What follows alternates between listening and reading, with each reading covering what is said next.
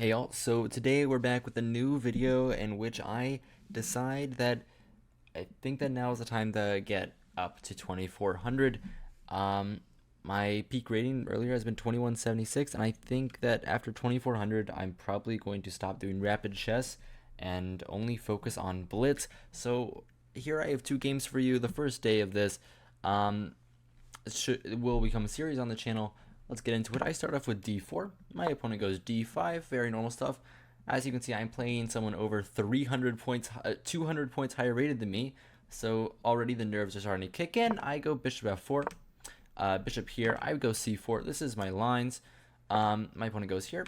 cd, cd. All has been played before. Knight c3. And here, if bishop b4, this is actually a mistake because of queen b3. And taking is very, very bad. And what you have to do here, you have to go like knight c6 and get into some awkward positions after e3, or white is just slightly better for the rest of the game. But that's a moot point. That's kind of all I really know about this. My opponent goes c6, like most people do. I go e3, very normal stuff. Bishop b4, and after queen b3, I kind of did the same thing, like was in my notes.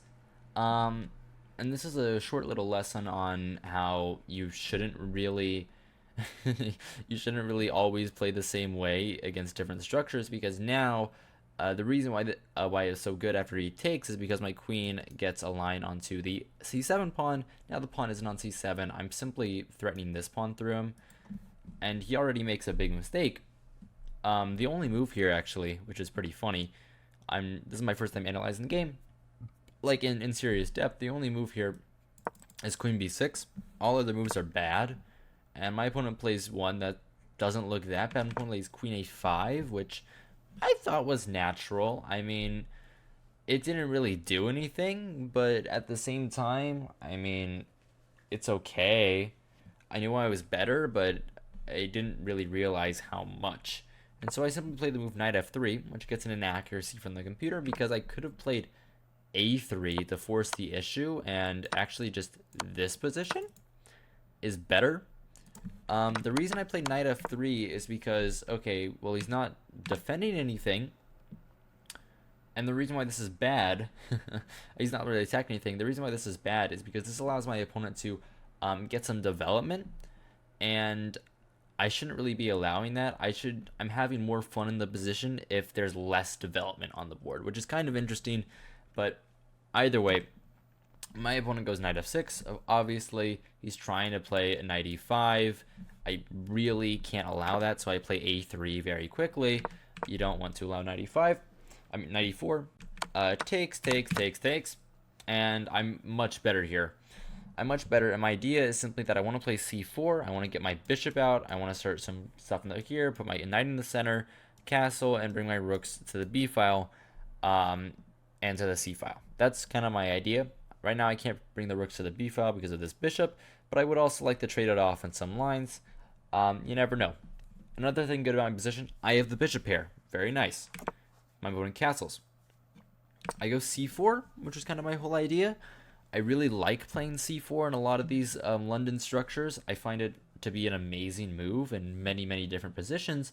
And actually, the best move here is very, very counterintuitive. I would have never have played this, but the idea is dc4. This is the best line. A very interesting move after bishop c4, knight bd7. I get all the development, but the issue is, like, after like knight e5 or something, c5 happens, and he's actually using like the same trick as I am, and getting his knights in. It's gonna be not that move. It's gonna be like a bit tricky to survive here, and dc4 is such a counterintuitive move that my opponent doesn't even consider it. I didn't either. I thought he played the best move, knight bd7. I mean, it seemed very, very natural, but it's not. Now I go knight e5. Okay, yeah, this move doesn't seem very good. I just can't really believe that this is good. I just stick my bishop on e5. If like f6 or something, bishop d6 hits the rook, and then like the knight is trapped in some lines. I have like even like h3. I'm just threatening to trap the knight. Like it gets very dicey for black here. I always thought that was good, and here I was also kind of a little worried, because I mean, my opponent is 200 points higher rated than me, I'm kind of just waiting to lose, which is never good. But you know, I thought I was better. My opponent goes rook fe8. I bring my bishop to e2. I mean, that's pretty natural. I want a castle. If he takes here, I will welcome that. I was gonna take with the. I was actually thinking about taking with the knight here, as a second option, but originally I was gonna take with the bishop. It's a bad move.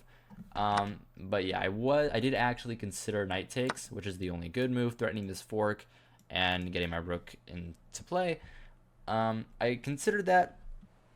I might have played it. I don't know. This didn't happen during the game, but after bishop e2, my opponent drops back here, which is just a god-awful move, for a couple of reasons.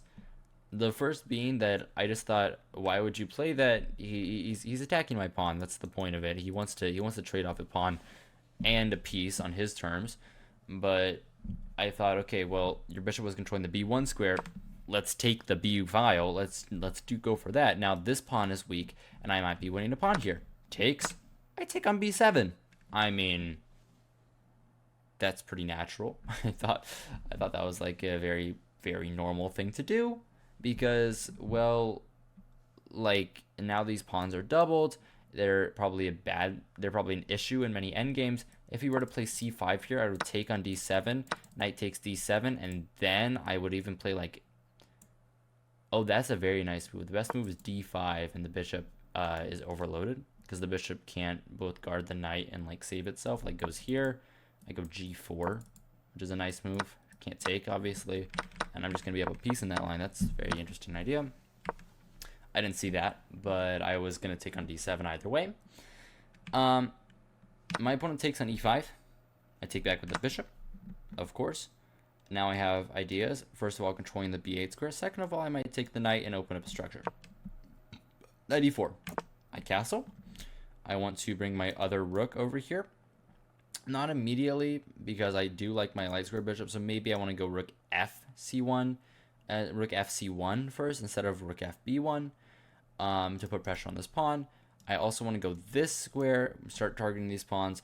I have a lot of ideas here. I thought I was just winning. I really did. I thought I was just like +1 and just better. My opponent goes knight c3. I go bishop f3. I thought it was a very natural move. The best move here actually kind of shocked me in my analysis earlier when I kind of skimmed through everything. Bishop h5 is the best move. Kind of a crazy move, I have to admit. Bishop h5 is a little insane. Basically just saying, okay, I'm attacking this pawn, and your bishop is like in some trouble. And it's a little insane. If he plays like this, now I go back to f3, and he has weaknesses in the dark squares. He obviously can't play f6. In this line, it's a little funny. I don't take the rook. Taking the rook is okay, but not the best line. I don't think I would have taken the rook either. I thought I was going to play bishop g3, and after the rook moved, I was going to, like, I don't know, play rook c1 or something, start targeting pawns, have some pressure on this in the future, and I was going to be a lot better. It made sense. Bishop h5 is hard to see. Bishop f3 seemed a lot more natural. Bishop d5, a very normal move. I don't want to capture, of course. I don't want to capture and just undouble his pawns for him, because I can't even go rook c1 here because of knight e2. And it gets... And I don't really want to do that. That just seems like a positional blunder. So instead of doing that, I played rook c1. Bishop f3. I can't recapture the bishop because then he forks me on e2, so I have to take the knight. Only move. Bishop comes back. And here I decided I really want to get this pawn out of the way. I was going to go f3, e4, which seemed like a very natural way to play. And after f3, I just kind of blinked on his move f6. And bishop g3, I mean, natural move. It's back to equality. I don't even have an advantage anymore, which is really, really sad, because this entire game I thought I had an advantage, and now I've kind of all squandered it. What I should have done here is I should have actually dropped back to c1 with the idea to play rook b1, I believe. Maybe not. What is the idea? Like f6, bishop g3, a6 is the top engine move, a6, not h6, and rook b6, I guess. Like, honestly, I don't really understand. Yeah, I don't get it. Maybe my idea is to like put the bishop here on c5, but then I don't see the point of rook c1. Whatever. I play f3, f6, bishop g3, and my opponent finds this very nice move, c5, opening up an attack on my rook and threatening my d4 pawn that I really don't want to be taken. I end up playing this move rook b5, saying that after cd ed, I will be having some pressure on the light squared bishop, and this all happens. But my opponent finds another very nice move. This move rook a d8, and of course I considered bishop c7. It doesn't look very good. King f2 is what I played during the game, simply trying to stop my opponent from going to e2. What I probably should have done was king f1. Reason being that now my bishop has this diagonal to go off of, and it can defend the pawn and it can defend the e1 square. And that's what I should have done. I am very, very slightly worse in this position, but king f2 is actually kind of it's a big mistake. The engine gives it as excellent, but it's a kind of a large mistake, and I really should not have played that move. After bishop f7, he's attacking my pawn. I go rook b7, which is wrong. That was just a move made out of out of stupidity because I'm an idiot. I mean, I really shouldn't have gone for that because the central pawn is worth a lot more than the a pawn. What I should have done is played the move d5, and like after bishop takes, I guess this position was kind of stumping me, if I'm being honest. This is the reason I didn't go for this, but here the computer just says I have rook e3. And it's interesting, like takes, and my king gets active. I can get my king to take the c3 pawn, and in all likelihood it's just a draw. He is up a pawn, but I am able to draw this game with marginally zero like issue. It's not too hard to make a draw here. But instead rook b7, my opponent took, I took on a7, and now I'm losing. After rook d2, I play another bad move. It's actually a top engine line. Okay, I thought it was bad. King f1, I thought this move was a bad move. King g1 actually is worse because of a reason I didn't really realize. My opponent can go h5 and start pressuring me. Okay, that's tricky. I did not see that. The reason why king f1 is bad, though, is very simple. He just plays bishop g6. I can't take this pawn, obviously, because then he has this check, forking my king and my rook. And now I'm actually just in a world of trouble. I end up kind of panicking here, and I play king g1. But now, after simply bishop d3, I'm losing. It's over. He's about to go rook e2. I mean rook e2, and I'm busted. I'm busted here. I really can't do anything. My bishop can't really move off this diagonal because then I get mated on e1, and I'm dead in the water here. I guess bishop h5. No, actually rook e2 is mate in 15. What is the move here? Rook back to c1 to defend the e file, but then rook e2. I mean, like what are we even doing here? This is over. This is over.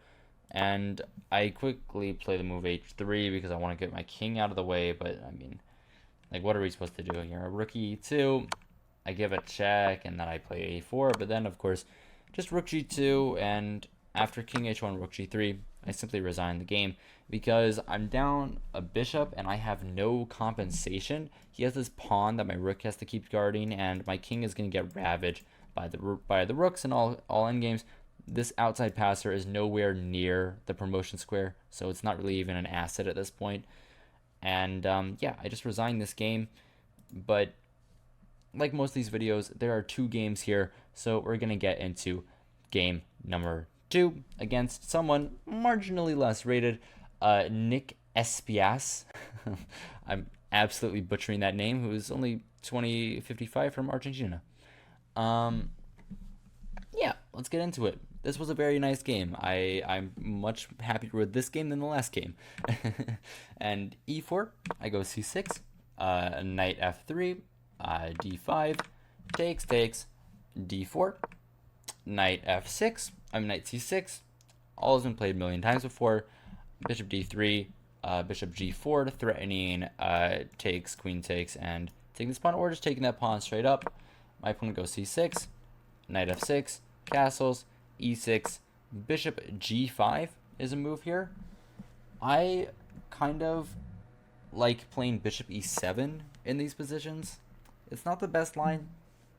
It's not the best line because I'm playing a little bit too passive here. I should be playing bishop d6 instead, but I don't like this pin, and this pin stays with like you the entire game, and you're eventually gonna have to play like bishop e7 anyway, or you're just not gonna castle kingside. You're just not gonna castle kingside. So I don't really like those positions, so I just play bishop e7. Now, knight bd2. Of course, solidifying. I go bishop h5. This is a common trope in these positions. The idea is to trade off the light squared bishops because your light squared bishop is actually a liability, seen as you have this nice little light squared pawn chain in the center. Your light squared bishop is just not a very good piece, so you want to trade it off as quickly as possible. His light squared bishop can get some action. Queen c2. When they play queen c2, you're almost always supposed to play bishop g6 and trade off the light squared bishop. The reason that why the computer doesn't really like this very much is that it much rathers this position for white. And it thinks that even though black gets the h file for the rook, this isn't really anything, and black's going to have to castle. My opponent didn't capture. My opponent went here. And now I should probably take the bishop. The reason I didn't do this is simply because I didn't really understand that the h file being open for the rook isn't very good for black, so I didn't really do that immediately. I just played rook c8, which I thought was normal. I'm threatening some things on his queen, and I kind of like the queen being in the crosshair there. One of the ideas of a3 was to like prevent any like knight b4 stuff, like shenanigans over here, and yeah, it makes lots of sense. A3, rook ac8. Now he captures hg. Fg is ridiculous. It's a stupid move. The reason why this is bad, at my level this is obviously bad, but the reason why this is bad is because basically I'm taking away from the center first of all, and I weaken the e6 pawn. Now my king has a hard time castling because there might be some stuff on the diagonal in the future. This diagonal in the future, but mostly is I'm just weakening the e6 pawn, and this isn't very good. You're mostly supposed to take towards the center. Only good move is hg. Queen here. I'm not trying to reinvent the wheel. I play queen c7. I defend my b7 pawn. I don't want to play queen b6. I don't want to do this because I thought that this wasn't very smart. I mean, that doesn't look very good. I just traded queens and now I have a bad pawn structure. I'm just worse. Not trying to invent a wheel. Queen c7. I want to lose h3. Logical. He's scared of my queen and my rook teaming up on these diagonals towards checkmate. It makes sense. H3, I go knight d7, which I thought was pretty interesting. The idea is that I want to put a knight on c4. Like, I want to play this and this, but I don't like this move queen a4 check, and I just don't really enjoy this. So instead of bringing that knight, I'm trying to bring my f knight over with knight d7, knight b6, and knight c4 that way. Interesting idea. It's an okay move. Knight d7 takes. I take back with the knight. Important because now I queen defends this. If I take back with the king, which to the uninitiated might look very interesting, like he actually gets a decently strong attack here. Like I can play f6, and now I even queen d5. I just hung a pawn, but like let's say I defend the pawn with like knight d6. It gets from bad to worse very quickly. My king is under like major fire. Like even a4, a5 ideas here, and I mean I'm just worse. Like I'll play for something like this. I just lost my knight. See how that works? Like, it gets pretty bad quickly, and we don't allow that. So I just take back with the knight. My opponent goes rook a to c1. I bring my knight to b6. I'm fulfilling the prophecy. I'm going to put my knight on c4. Everything is natural. This is exactly what I wanted. My opponent goes knight e5, and I find a very interesting idea here. I go f6, which I thought was very, very smart. Simply saying his idea of knight e5 is twofold. He wants to put a knight on a good outpost, and he wants to stop the knight c4 move. So he plays knight e5. The reason why I play f6 is actually I want to put my king on f7, and I want to kick out this knight. I'm not scared of knight d3. He gives me this check first. I'm not worried. I go king f8. Like, obviously, it's the best move. It's one of the only moves. It's actually not one of the only moves. There's a lot of moves that work here. But I didn't want to, like, lose my g6 pawn with, like, knight c6 or knight d7. Didn't really seem too appealing to me. So king f8, best move. My opponent goes back to d3. Actually, the best move here is a little interesting. I'm supposed to, like, prophylaxically, like, put my king on f7, and then I want to play knight c4 in the future. Instead, I play this move a6 with a pretty simple idea. I was expecting, like queen b4 or something. This is kind of what I thought was going to happen. And then I was going to play king f7, and then I was going to play knight c6. This was kind of my idea. He's going to get a knight here, and then, like, knight c6. It gets interesting. I kind of like that position. Instead, my opponent goes queen back to b3, which I didn't think was really smart because this just immediately allows knight c4. And now this just simply loses to a fork of the queen and the knight, and I'd be easily winning. I'm up a piece. I'm going to win the game. Now, my opponent goes knight f3. Seems like an inaccuracy. I didn't think this move was very good. I would have much rathered, if I was playing with white here, I would have probably played rook c2, just defend my knight. Maybe even rook fd8 or rook fd1 if I was feeling fancy. I want to keep my knight here. Either way, knight f3 happens. I go b6, which I thought was an interesting move. The only reason it's not good is because the engine has a much better move. Otherwise, it's a completely fine move. It defends the c5 square. I don't want the knight to go there. And maybe I'll play, like, ace5 in the future. But in reality, I'm just going to keep these pawns here looking very nice, stopping anything from coming to these three squares. The reason why it's bad is because I have a much better move, which is the move e5, which looks insane, and it gets rough here quick. Like, fe, I would never have considered this in a million years. I don't know how human this is. Like, look at this. My king is completely open. I can't castle. Like, I would not play this. If someone played this against me, like, I would have reported them for cheating pretty quickly. This seems kind of insane. But the idea is, like, after, like, knight g5 threatening a fork, I'm gonna go king g8, and then I'm gonna, like, I don't even know. Like, the only move here is queen d1, and I kind of just advance in the center, and I'm just arguing there's no attack. That's terrifying. I would not play like that. But yeah, b6, my opponent goes rook fe1, king f7, all very natural stuff. My opponent goes knight 8 f4, a very natural move, attacking my e6 pawn, except that it hangs a knight in one move. Always normal. I'm just going to gloss over that. My opponent goes queen a4.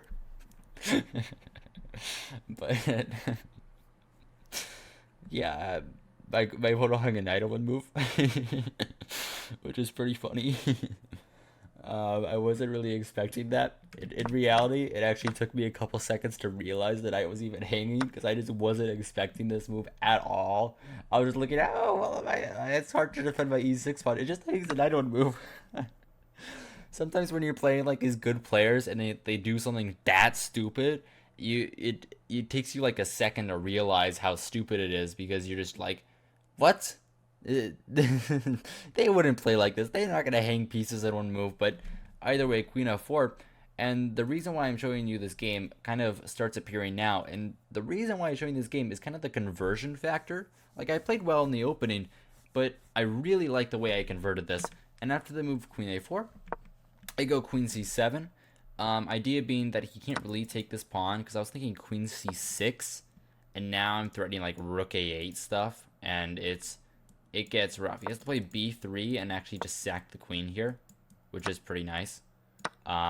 This position is probably slightly better for black, probably only slightly, but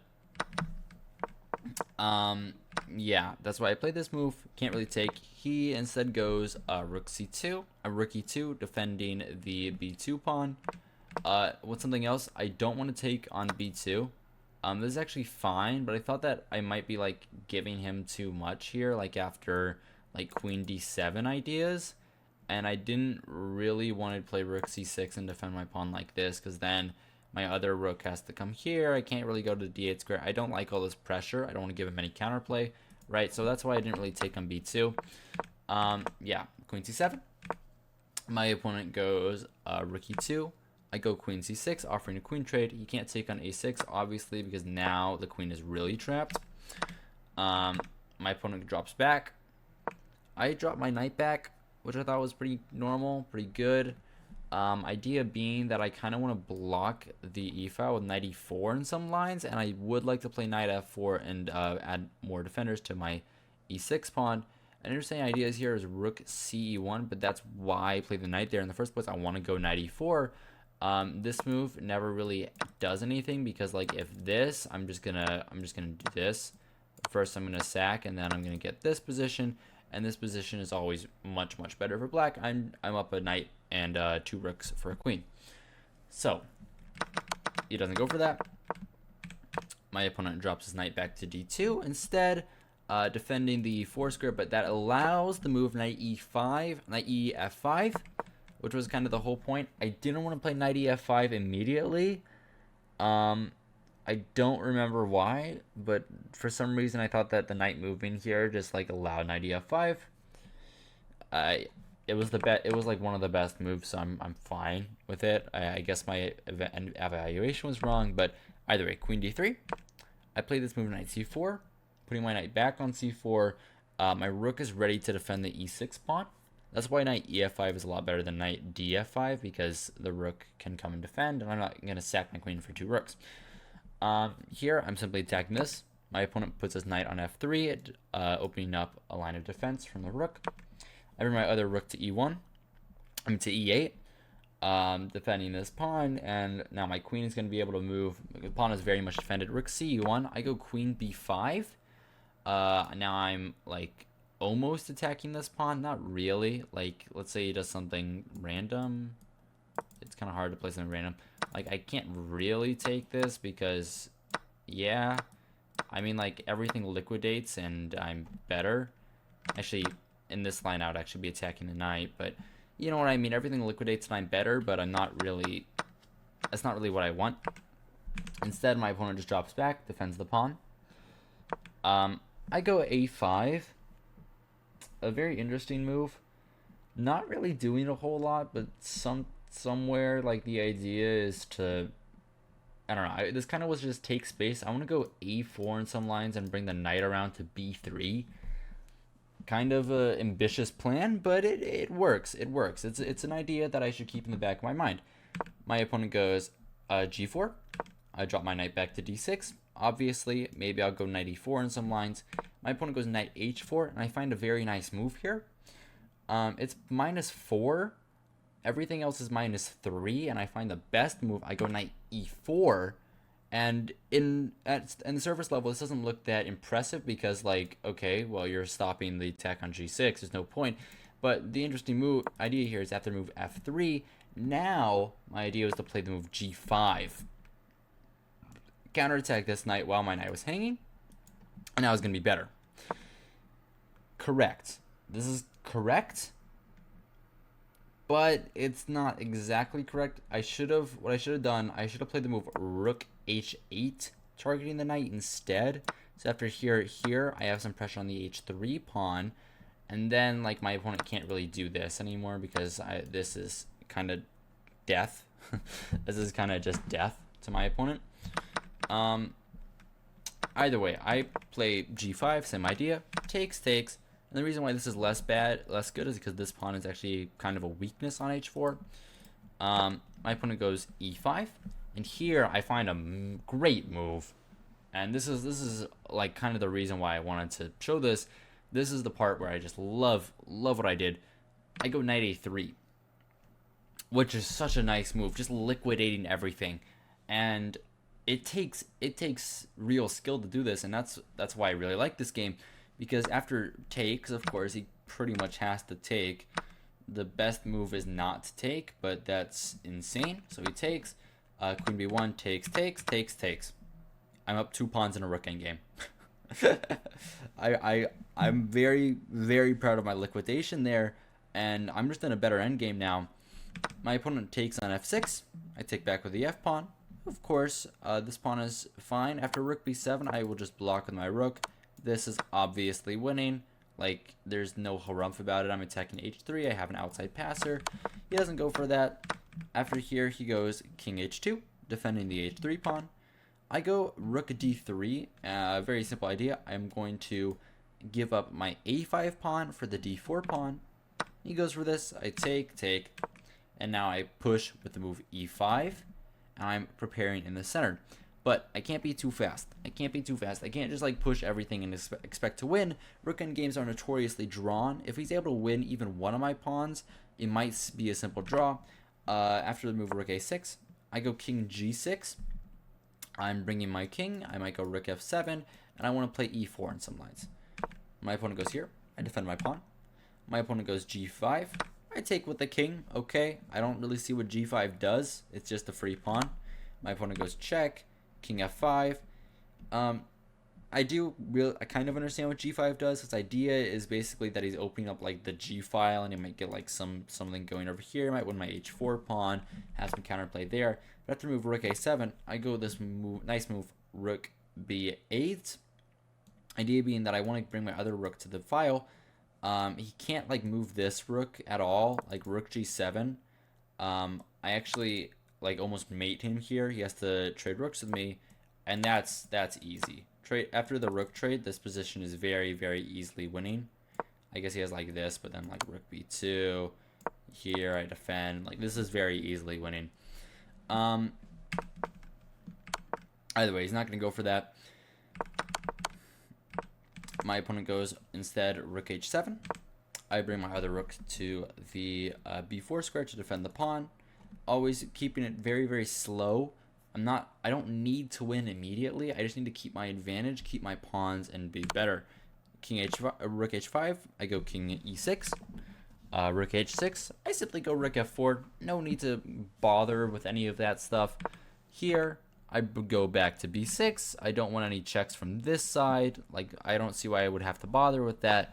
So after rook h8, I start pushing. Now d4. Very important. King there. Now d3. Rook blocks. Now e4. And now my pawns are starting to move up the board. What my idea is? My idea is simply rook c6, rook c2, trade off the rook, make a queen, win the game. Simple idea. It's minus 6.5. I don't really have to be careful here anymore, but after rook e8, king f5, here I go rook b5. I'm still playing it slow. Never too late to blunder. Still playing it slow. I'm not allowing any checks from the 5th rank. I'm going to come here. I go rook c5. My opponent goes rook a7. I don't want to play this immediately. Because after here, he actually is able to win my pawn. This would actually be a very easy win, but like, I don't know. I don't see why I would get into all that tomfoolery. Let's win correctly. I go rook f3. Idea being I want to go king f4, king e3. Back, I give a check. Force the king to h2 first. Then I go king f4. Gives me this check. I go king e3. Takes this pawn because I don't really know what else he has to do. I trade the rooks. Now after here, he's not in time to win my pawn because of king d2, rook d6, and rook d3. He comes back. He trades for that, but this is easy. We can just fast forward through the rest of the game. I sack my rook because I don't want to stalemate. I only have 50 seconds on the clock. Let's not do that. Takes queen. Here, I was promoting to another queen.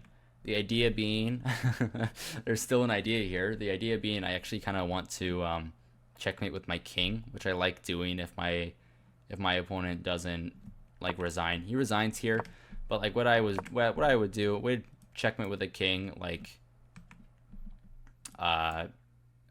okay, yeah, we'd checkmate with a king here, here, here, here, here, here, here, here. We get him down to the first rank, and then I bring my king forward.